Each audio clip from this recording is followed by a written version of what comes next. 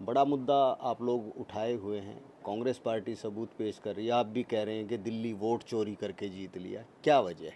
देखिए, ये तो अब सार्वजनिक है और गली गली में शोर है कि भारतीय जनता पार्टी वोट चोर है। एक बार नहीं पकड़ी गई भारतीय जनता पार्टी, बार बार वोट चोरी करते हुए पकड़ी गई है। इस बार दुखद ये है कि चुनाव आयोग खुलेआम साथ दे रहा है भारतीय जनता पार्टी का।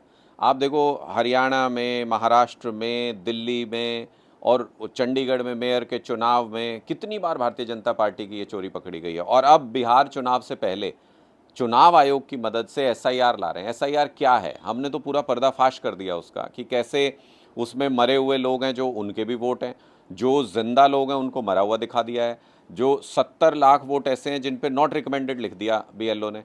तो कोई समय तय नहीं, खुद ही फॉर्म भर देते हैं, खुद ही नॉट रिकमेंडेड लिख देते हैं, जिसका मर्जी वोट काट देते हैं। यानी भारतीय जनता पार्टी के इशारे पे ये सारा काम हो रहा है। मैं आपको आज का एक उदाहरण दे देता हूँ।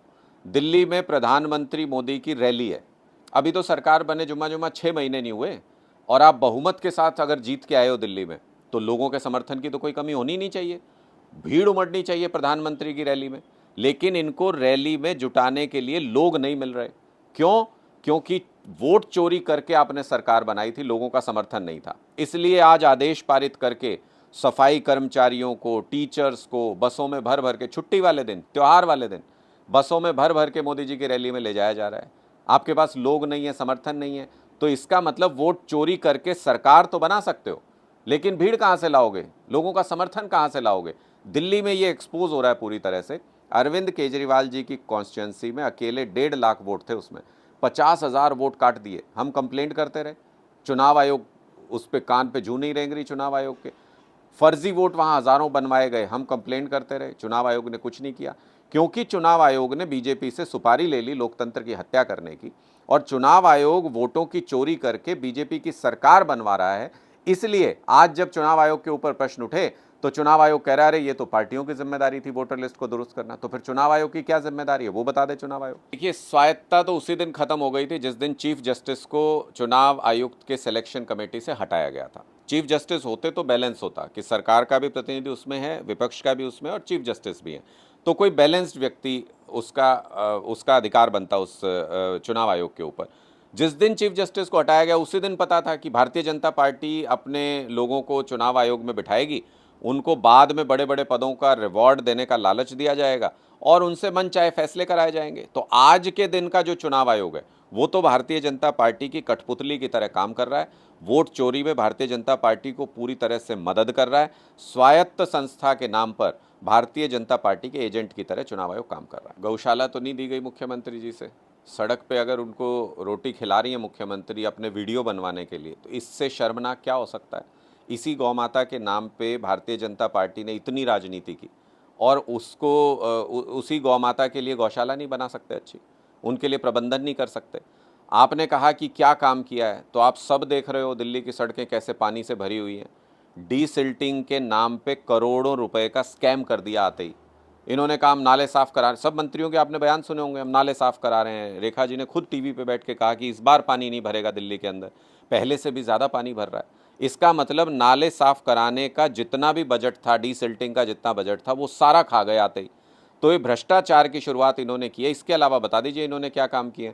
इन्होंने जो बसों में गार्ड थे वो हटा दिए, इन्होंने मोहल्ला क्लिनिक का जो स्टाफ था वो हटा दिया, मोहल्ला क्लिनिक बंद करने शुरू कर दिए।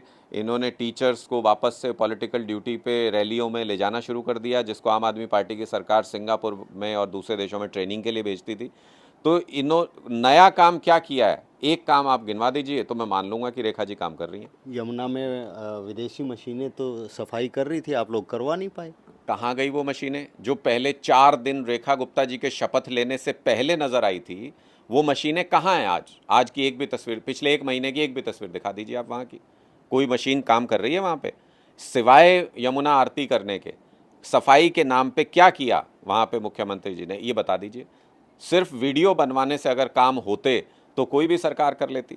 आज दिल्ली के लोग त्राही त्राही कर रहे हैं, लोगों के मकान तोड़े जा रहे हैं, लोगों की झुग्गियां तोड़ी जा रही हैं, उनको अल्टरनेट फ्लैट देने का जो वादा था उससे मुकर गए। महिलाओं को इन्होंने कहा था 2500 रुपये देंगे, 6 महीने होने को आए, उनको एक पैसा अभी तक नहीं मिला।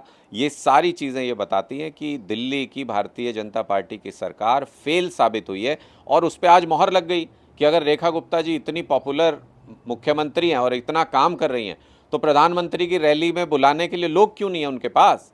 लोग उनकी नीतियों का समर्थन करते हुए भीड़ उमड़ जानी चाहिए थी प्रधानमंत्री की रैली में। वो क्या कर रही हैं, सफाई कर्मचारियों को छुट्टी वाले दिन आदेश पारित करके उस रैली में ले जा रहे हैं, टीचर्स को छुट्टी वाले दिन, त्यौहार वाले दिन आदेश पारित करके उस रैली में ले जा रहे हैं।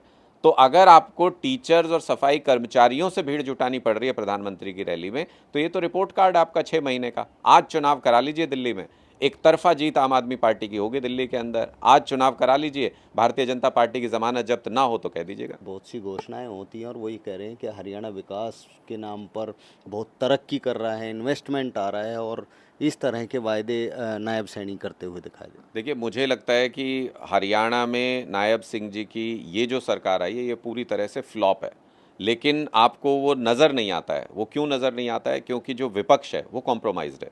भूपेंद्र हुड्डा जी और कांग्रेस भारतीय जनता पार्टी के हाथों की कठपुतली बने हुए हैं हरियाणा के अंदर। 1 साल होने को आया है, अगर एक भी किसी मुद्दे के ऊपर आवाज़ उठाई हो कांग्रेस पार्टी ने विपक्ष के तौर पे या भूपेंद्र हुड्डा जी ने, तो आप मुझे बता दीजिए। इसका मतलब चुनाव के अंदर भी भूपेंद्र हुड्डा जी और भारतीय जनता पार्टी ने साठ-गांठ करके बीजेपी की सरकार बनवाई थी। कांग्रेस पार्टी का काम है राहुल गांधी जी से लेके और नीचे तक ये लोग कॉम्प्रोमाइज़ इस मामले में होते हैं कि स्टेट्स के अंदर बीजेपी की सरकार बनवाओ, बदले में गांधी परिवार का कोई व्यक्ति जेल नहीं जाएगा। ओपन एंड शट केस है इनका, जो पेपर वाला केस है जो बिल्कुल ओपन एंड शट केस है, उसमें ये जेल जा चुके होते कब के। हमारे नेताओं को तो ये सबूत भी नहीं ढूंढते, जांच भी नहीं करते, पहले ही जेल भेज देते हैं। 1.5 साल जेल में रह के आए हमारे नेता।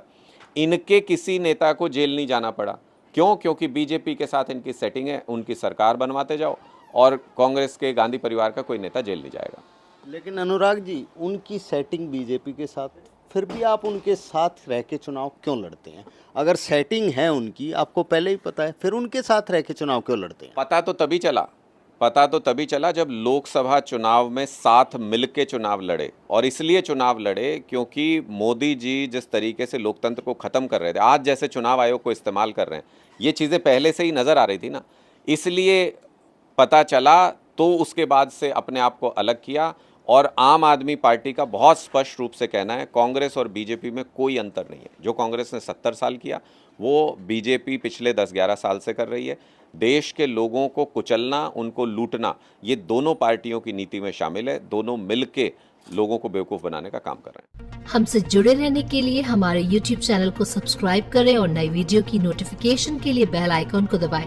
अगर आप ये वीडियो Facebook पर देख रहे हैं तो लाइक जरूर करें और ज्यादा से ज्यादा शेयर करें। धन्यवाद।